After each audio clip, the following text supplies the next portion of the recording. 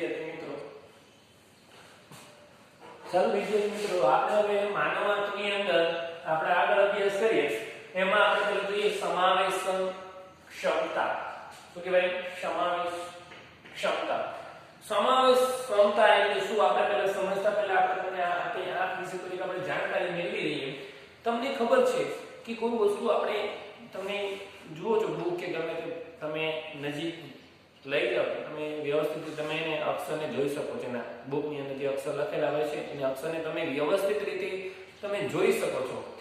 જેમ દૂર જશે એમ અક્ષર તમને બરોબર ઉકેલાશે નહીં.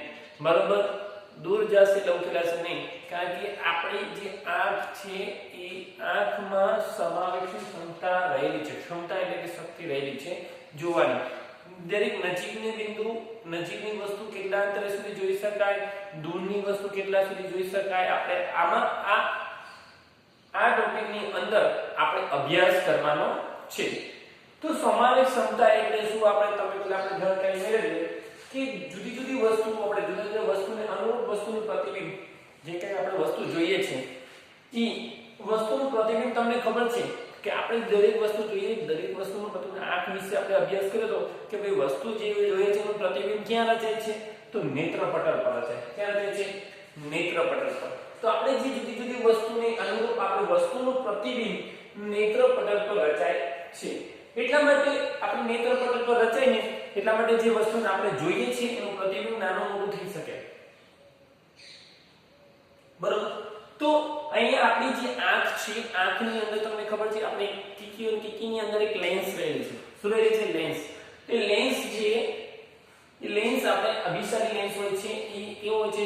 જરૂરિયાત મુજબ એની જરૂરિયાત જરૂરી હોય ને એ પ્રમાણે જરૂરિયાત મુજબ નાનો મોટો થતો હોય છે. તમે જોજો ત્યાંથી તમે કોઈ વસ્તુ આપણે જોવામાં યાદ રાખજો કે નજીકની વસ્તુ તમે જોવા માટે તમારે આમ જોવું પડશે વ્યવસ્થિત. અને દૂરની વસ્તુ સ્પષ્ટ રીતે તમે જોઈ શકશો. આમ દૂરની વસ્તુ તમે દરેક વસ્તુ જુઓ એટલે સરળતાથી તમે જોઈ શકો. એટલે આપણી જે આંખ હોય છે, આંખની અંદર લેન્સ હોય છે, લેન્સની સાથે સિલિયસ સ્નાયુ જોડાયેલા હોય છે. એ સિલિયસ સ્નાયુ જે લઈને તમે સામેની વસ્તુ, દૂરની વસ્તુ તે જો તો સિલિયસ સ્નાયુ આરામ સ્થિતિમાં હોય. કેવી સ્થિતિમાં હોય? આરામ સ્થિતિમાં હોય. આમ નોર્મલ સ્થિતિમાં, કે તો સામાન્ય સ્થિતિમાં. જ્યારે તમે નજીકની વસ્તુ જુઓ તો સિલિયસ સ્નાયુને તણાવ અનુભવે છે.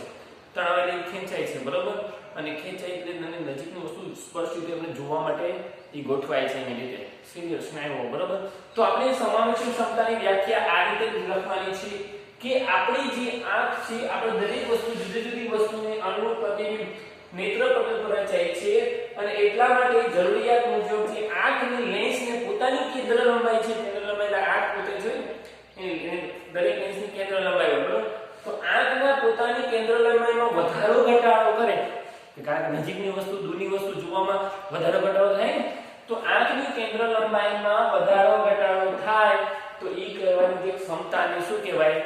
સમાવેશ ક્ષમતા કહેવાય.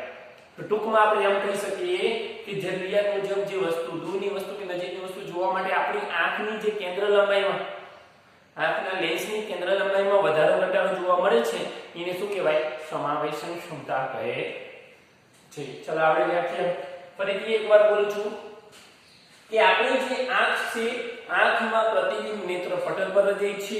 અને નેત્રપટલ પર જરૂરિયાત મુજબ જે આપણે નેત્રપટલ જરૂરિયાત મુજબ આપણી આંખની લેન્સ છે, એ લેન્સ જરૂરિયાત મુજબ શું થાય છે?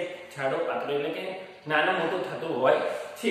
તો આપણે આમ વ્યાખ્યા કહી શકાય કે આપણે જરૂરિયાત મુજબ લેન્સની કેન્દ્ર લંબાઈમાં વધારો ઘટાડો થવાની જે ક્રિયા છે એ શું કહેવાય? સમાવેશન ક્ષમતા કહે છે.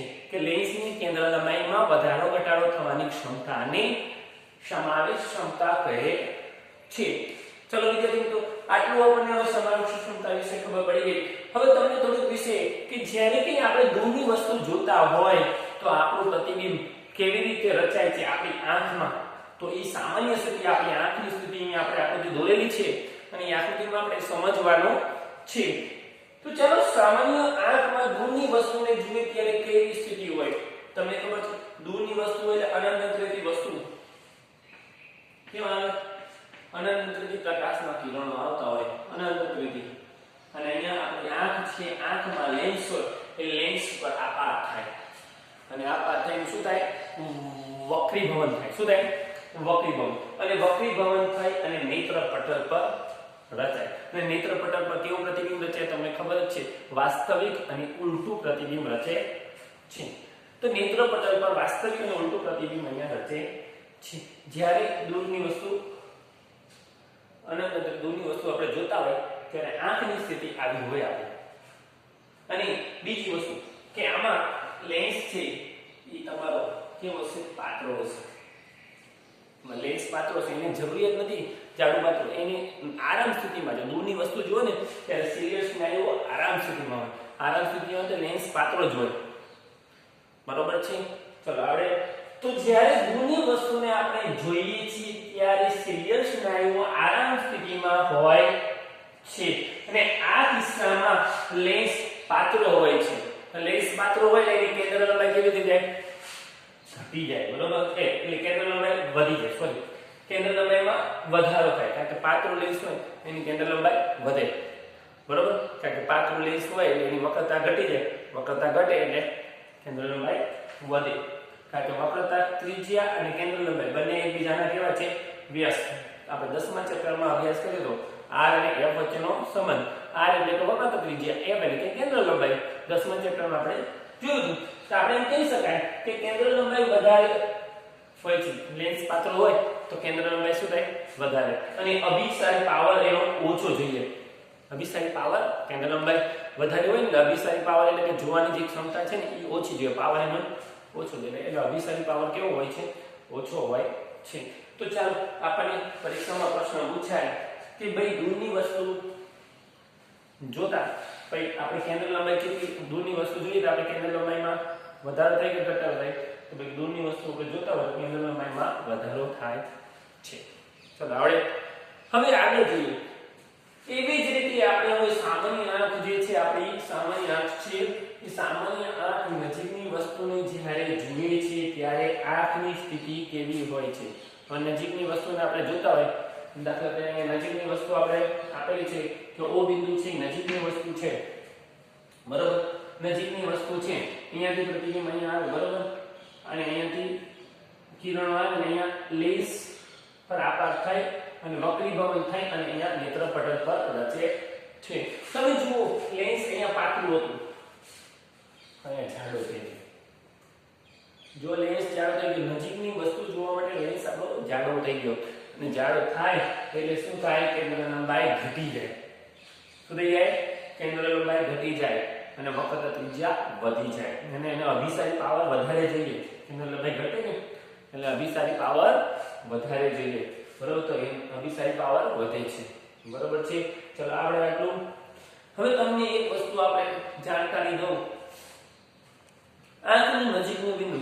હવે તમે જુઓ અહીંયા બુક આપણે લઈએ અને બુકમાં તમે બુક છે. બરોબર? બુકની અંદર તમે જોજો અક્ષર જે લખેલા છે તમે વાંચો.